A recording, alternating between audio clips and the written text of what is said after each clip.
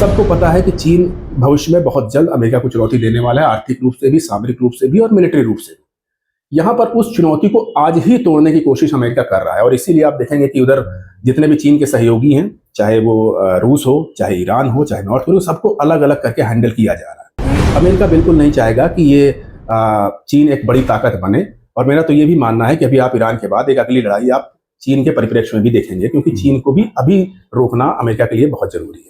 दुनिया में ये बात एक्सपोज हो चुकी कि पाकिस्तान जिन परमाणु बमों के ऊपर अपने आप को दिखाया करता था, अपनी ताकत बढ़ाता था, वो दरअसल पाकिस्तान के परमाणु बम है ही नहीं। हाँ। वो केवल अमेरिका के कुछ परमाणु हैं जो कि पाकिस्तान के अंदर छुपा करके रखे गए, जिनको अमेरिका अपने हिसाब से इस्तेमाल करेगा।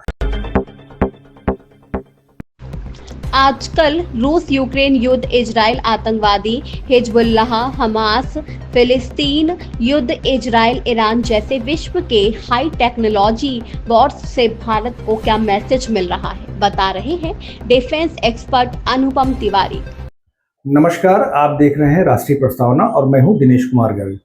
आज मैं हूं डिफेंस एक्सपर्ट अनुपम तिवारी जी के साथ, जिनसे हम बात करेंगे कि अमेरिका ने, सुपर पावर अमेरिका ने इजराइल के साथ, इजराइल के युद्ध में, ईरान के युद्ध में शामिल होकर के ईरान पे प्रहार किया है।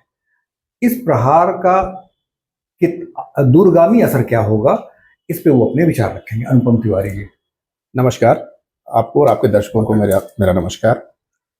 देखिए, बड़ा अच्छा सवाल है आपका।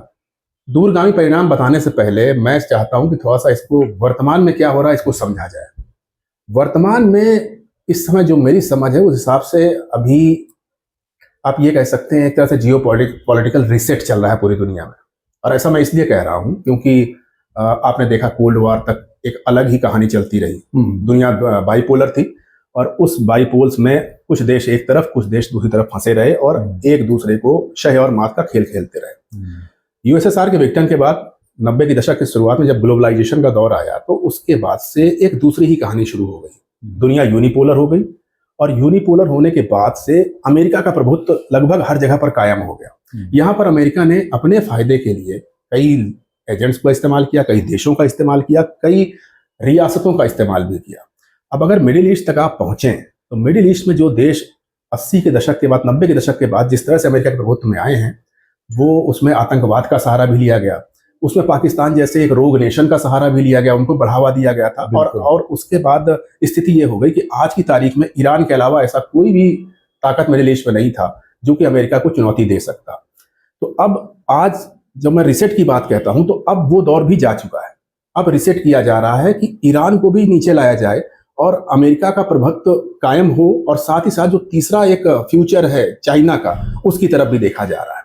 सबको पता है कि चीन भविष्य में बहुत जल्द अमेरिका को चुनौती देने वाला है, आर्थिक रूप से भी, सामरिक रूप से भी और मिलिट्री रूप से भी। यहाँ पर उस चुनौती को आज ही तोड़ने की कोशिश अमेरिका कर रहा है और इसीलिए आप देखेंगे कि उधर जितने भी चीन के सहयोगी हैं, चाहे वो रूस हो, चाहे ईरान हो, चाहे नॉर्थ कोरिया, सबको अलग अलग करके हैंडल किया जा रहा है। अमेरिका बिल्कुल नहीं चाहेगा कि ये चीन एक बड़ी ताकत बने और मेरा तो ये भी मानना है कि अभी आप ईरान के बाद एक अगली लड़ाई आप चीन के परिप्रेक्ष्य में भी देखेंगे, क्योंकि चीन को भी अभी रोकना अमेरिका के लिए बहुत जरूरी है। तो यही इस समय चल रहा है, यही रिसेट है और अमेरिका नहीं चाहता है कि उसका प्रभुत्व कम हो। अमेरिका इसको बनाए रखना चाहता है, येन केन प्रकार, चाहे पहले उसने आतंकवादियों तक का इस्तेमाल किया, इराक वगैरह में सद्दाम हुसैन का पहले इस्तेमाल किया, बाद में वो गिरा दिया। ISIS को अमेरिका ने खुद बनाया, बाद में उसको नष्ट भी कर दिया। इसी तरह की चीजें आज भी चल रही हैं और इसके पीछे सिर्फ और एक कारण है, चीन के प्रभाव को आज से ही कंट्रोल कर लिया जाए। एस्केलेशन के रूप में आप क्या ये बताएंगे कि जिस तरह से यूक्रेन और रूस की सीधी लड़ाई में यूरोप और अमेरिका अप्रत्यक्ष रूप से शामिल हो गए, तो क्या ईरान और अमेरिका की इस लड़ाई में रूस अप्रत्यक्ष रूप से शामिल हो सकता है, जैसा कि पूर्व में असद सरकार की रक्षा के लिए रूस शामिल हुआ था? देखिए, ये मेरा ये चीन भी शामिल हो सकता है। बिल्कुल बिल्कुल, मैं वही बताना चाह रहा हूँ कि इस समय जो कंडीशन है कि ईरान, निश्चित तौर पर ईरान, चीन और रूस, ये तीनों मिलकर के एक एंटी नेटो फ्रंट बनाने की बात कर रहे थे। अब ये फ्रंट क्यों नहीं बन पा रहा, उसके पीछे आप कारण देखिए। रूस को एक अपने युद्ध में उलझा दिया गया है। वो यूक्रेन में पिछले 3 साल से लड़ाई लड़ रहा है, उसको जीत नहीं पा रहा है। हालांकि हार भी नहीं रहा, लेकिन जीत भी नहीं पा रहा है। और ये बहुत सोची समझी रणनीति, यूक्रेन के मार्फत रूस को उलझा दिया गया। रही बात चीन की, चीन का प्रभाव बढ़ा है, लेकिन उसके जैसे मैंने कहा ना, पर कतरने अभी शुरू करे जा चुके हैं। अब रूस को, जैसा आपका ये आकलन है कि रूस कैसे पहुंचा पाएगा अपनी सप्लाई, तो मुझे लगता है बिल्कुल नहीं पहुंचा पाएगा। रूस जो पहले पहुंचा चुका होगा, आज की दिन के पहले जो पहुंचा चुका होगा, उनका इस्तेमाल भले ही हो जाए, क्योंकि देखिए ईरान तक पहुंचाने के लिए उसको दो में से एक मार्ग चुनना पड़ेगा। केवल मैं सप्लाई चेन की बात करूं तो या तो वो इंडो पैसिफिक का इस्तेमाल करे, नहीं कैस्पियन होकर के, कैस्पियन होगा। कैस्पियन में तो अभी ऑलरेडी आपको नेटो की सेनाएं दिखाई दे रही हैं। कैस्पियन में, भूमध्य सागर में, हर जगह, रेड सी में आसपास पूरा नेटो का प्रभुत्व है। और उज्बेकिस्तान होकर, उज्बेकिस्तान वाला एक रूट, मैं वहां पे आ रहा हूं, तो मैं इंडो पैसिफिक की तरफ से अगर हम कोशिश करें तो वहां से तो आ ही नहीं सकते। इंडो पैसिफिक पूरा अमेरिका का जमावड़ा बना पड़ा है। बिल्कुल बिल्कुल। चाइना भी वहां पर एक बड़ी ताकत के रूप में खड़ा है। तो अब ऑप्शन बचता है वही उज्बेकिस्तान, सेंट्रल एशिया के मार्फत आप पहुंचाएं, लेकिन कैसे पहुंचाएंगे? बाई रोड तो आ नहीं सकता है, आप एयरक्राफ्ट से ही ला सकते हैं। नहीं, INSTC में थोड़ा काम हुआ है और कुछ माल जाने लग गया था, आना जाना। लेकिन अभी तो वो बंद है ना, अभी बंद हो रहा है इस कॉन्फ्लिक्ट के बाद से। अब ईरान के पास सप्लाई तभी पहुंचेगी जब रूस अपने सबसे बड़े मालवाहक विमान AN-124 का इस्तेमाल करे। लेकिन कितने हैं उसके पास AN-124? एक या दो हैं। AN-124 से वो कितना ही माल एक दो बार में भेज देगा, तो ये संभव नहीं है। और रही लड़ने वाले हाथों की बात, तो रूस के पास तो वैसे ही कमी है, उसके पास सैनिकों की कमी है। वो नहीं भेज, वो खुद अपनी लड़ाई के लिए नॉर्थ कोरिया के सैनिक आयात कर रहा है। मतलब ये तो कि रूस के शामिल होने की संभावना कम है। एक मोरल सपोर्ट जरूर देता रहेगा। देखिए एक नई चीज आज ये हुई है कि ईरान 2 दिन से यूनाइटेड नेशंस के पास बहुत पहुंच रहा है।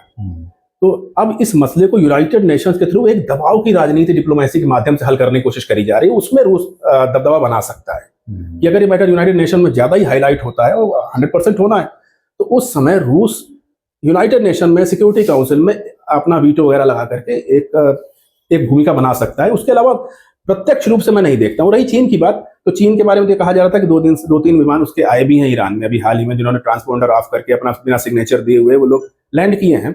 लेकिन फिर भी मैं कहता हूँ कि आप 2 विमानों में, मालवाहक विमान कितने भी बड़े विमान हो, उससे आप कितना ही सामान भेज दोगे कि उसको एक सुपर पावर से लड़ना है ईरान को।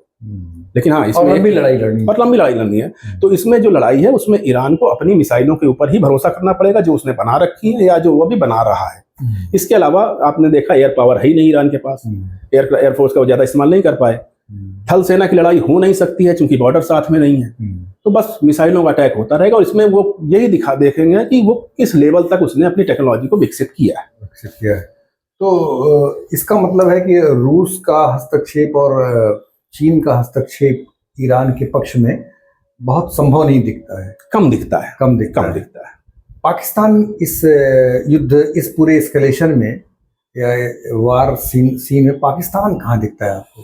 देखिए बहुत दिलचस्प है। सबसे इंपॉर्टेंट भूमिका पाकिस्तान की रहने वाली है। हाँ। और आप देखेंगे जिस तरह से मुल्ला मुनीर को अमेरिका बुलाया जा रहा है, वो इसी चीज का इंडिकेशन है। मुल्ला मुनीर उधर अमेरिका में थे और इधर ईरान पर हमला हो गया, तैयारियां शुरू हो गई, बलूचिस्तान में एयर सर्वेलेंस चालू हो गया है। आप देखेंगे पाकिस्तानी एयरफोर्स के विमान इस समय बलूचिस्तान के साथ लगी हुई सीमा पर लगातार क्रिया करवा रहे हैं, अमेरिका को, इजराइल को। और दूसरी तरफ पाकिस्तान की जो गवर्नमेंट है, जो उनकी शहबाज शरीफ की जो सरकार है, वो लगातार कह रही है हम ईरान के साथ हैं। तो ये एक भ्रम यहाँ भी फैलाया जा रहा है। लेकिन मैं पाकिस्तान की भूमिका इंपॉर्टेंट इसलिए मानता हूँ कि पाकिस्तान चीन के लिए भी महत्वपूर्ण है और अमेरिका के लिए भी महत्वपूर्ण है। पाकिस्तान के हथियार चीन के लिए भी महत्वपूर्ण है, अमेरिका के लिए भी महत्वपूर्ण है। अब या ये यूं कह लें कि पाकिस्तान के जो हथियार हैं वो पाकिस्तान के नहीं, यानी चीन और अमेरिका के डंप करके रखे गए, तो वो तो अलग कहानी है, उसका हमारा आज विषय नहीं है। लेकिन पाकिस्तान यहाँ पर एयर बेसेस मुहैया करवाएगा, ईरान को घेरने में अमेरिका की मदद करेगा और एक बड़ी भूमिका निभा सकता। अगर कल को न्यूक्लियर अटैक जैसी कोई संभावना बनती है ईरान के ऊपर अमेरिका की तरफ से, जैसा कि हिरोशिमा नागासाकी में था, तो उसमें भी पाकिस्तान एक भूमिका निभा सकता है। हालांकि पाकिस्तान ये कह रहा है कि हम इजराइल के ऊपर परमाणु बम मारेंगे, लेकिन मुझे लगता है कि अगर परमाणु बम चलेगा तो वो ईरान के ऊपर चलेगा और वो भी पाकिस्तान की जमीन से चलेगा। आपने पाकिस्तानी परमाणु बम का जिक्र किया, तो भारत और पाकिस्तान के बीच जब सीधे युद्ध हो रहा था, युद्ध तो नहीं, भारत का ऑपरेशन था और पाकिस्तान उस ऑपरेशन के प्रतिकार में जवाब दे रहा था, तब तो परमाणु बम दिखा नहीं, जबकि वहां बार बार ही संकल्प कर रहा था हमारे पाव पाव भर के बम हैं, हम दिल्ली को, अमृतसर को, सबको मिटा देंगे।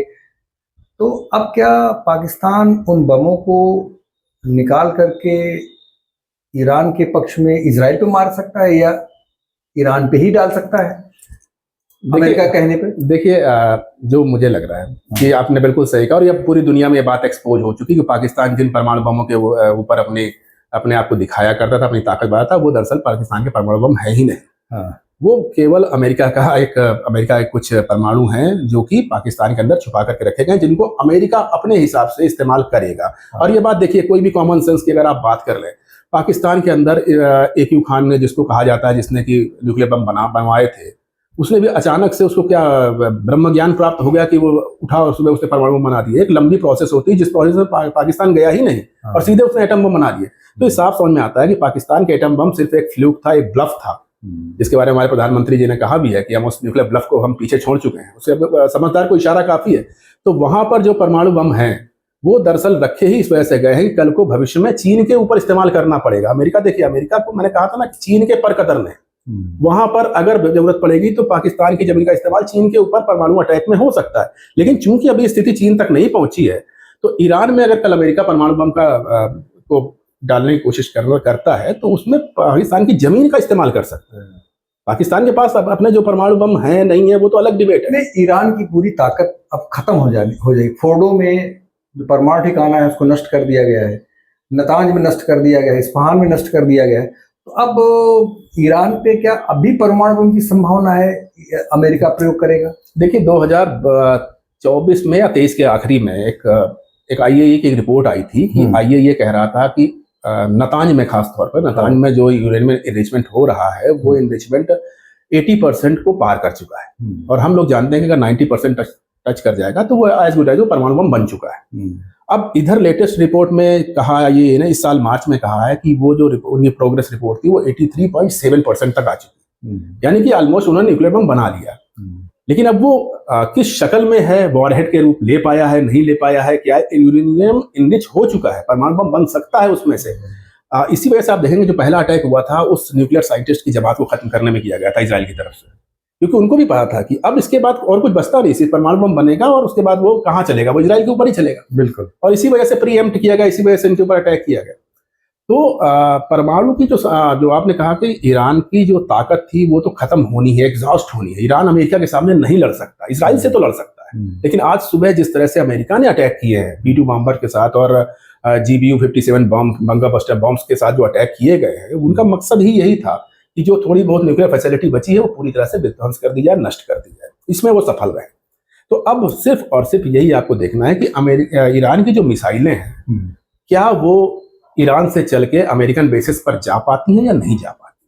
क्योंकि अगर वो अमेरिकन बेसिस पर गई तो निश्चित तौर पर इस युद्ध का दायरा बढ़ेगा, इसमें कोई शंका नहीं। आपने देखा कि अमेरिका के ईरान पर उठाए गए कदम का आगे भविष्य क्या है, इसका एक संक्षिप्त रूपरेखा अनुपम तिवारी जी ने आपके सामने रखा है। निश्चित रूप से कि अब परमाणु युद्ध का खतरा भारत के निकट पड़ोस में कम होता जा रहा है। ईरान के परमाणु बम नष्ट हो चुके, परमाणु की क्षमता नष्ट हो चुकी है और अमेरिका को संभवतः वहां पर इतना बड़ा एक्शन लेने की आवश्यकता नहीं पड़ेगी। बस युद्ध होगा तो अब मारी मार का, लठ मार का जैसे होगा, बिल्कुल से चलेगा और ईरान घायल होकर के, ईरान को अंततः हमें ये लगता है, अनुमान है कि शायद रजीम चेंज करके, रजीम चेंज जो अमेरिका और इजराइल दोनों का लक्ष्य है, वहां पे खोमेनी की गवर्नमेंट को हटा देना, इसी पे अब समाप्त होने की संभावना है। नमस्कार।